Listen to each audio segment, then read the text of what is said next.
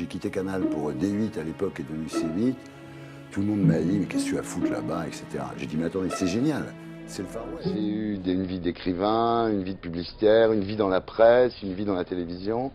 J'aurais pas pu tous les mais citer. disons qu'en fait, j'ai toujours eu envie de faire du cinéma. J'étais élevé là-dedans, mon père était un malade de cinéma, j'étais élevé dans le cinéma. Et c'est vrai que quand je suis arrivé à Paris, j'ai commencé à écrire des bouquins, je me suis aperçu que ça rapportait pas d'argent. Et La j'ai fait de la pub, publicité, ça rapporte beaucoup plus je me d'argent. suis fait happer par la pub.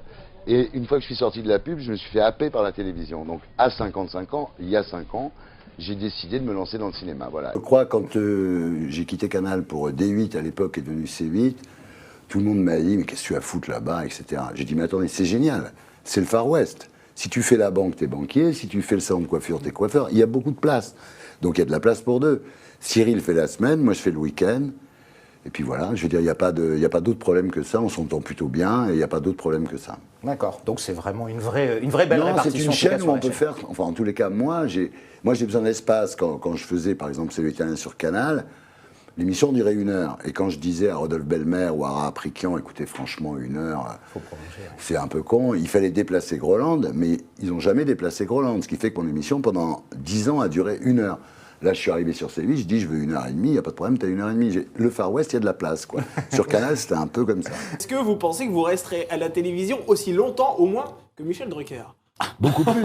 Beaucoup plus. Parce qu'avec mon masque, parce que dans l'émission, je suis rajeuni de 20 ans dans l'émission, donc grâce à mon masque numérique, je peux aller jusqu'à 95 ans. C'est vrai que vous vous rajeunissez dans l'émission. Ah, bah tant qu'à faire. Mais vous vous êtes donné une date limite de Non, parce que je ne sais plus qui a dit, c'est un philosophe chinois, fais un métier qui te passionne, tu ne travailleras jamais. Ouais. Et moi, j'ai pas l'impression de travailler, en fait. Voilà, donc ça me plaît. Ouais. Puis en plus, chercher des idées, on ne peut pas s'en empêcher. C'est terrible, parce que là, depuis 3 ans, j'ai travaillé sur Hôtel du Temps, mais j'ai eu plein d'idées. Donc une fois que je les ai eues, j'ai envie de les voir à l'antenne. Ouais. Donc je ne pense pas que ça s'arrête. Tant que le cerveau fonctionne, en fait. Voilà, oui, tant que je trouve des idées, je continuerai. On est d'accord. Et ensuite, à l'époque, la publicité s'intéressait aux gens. Elle avait envie de les étonner, de les émerveiller. Voilà, donc il y a la pub donnée aux gens, donc les gens lui rendaient. Aujourd'hui, la pub ne s'intéresse plus aux gens, donc les gens ne s'intéressent plus à la pub. C'est aussi simple que ça. Et alors, ce qui a changé, il y a plusieurs raisons.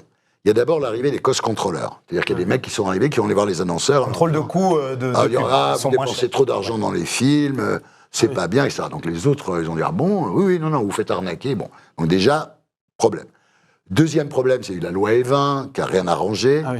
Il y a eu l'arrivée des réseaux sociaux, où grâce aux réseaux sociaux, vous touchez quelqu'un directement. C'est plus le tapis de bombe de la campagne de pub qui coûtait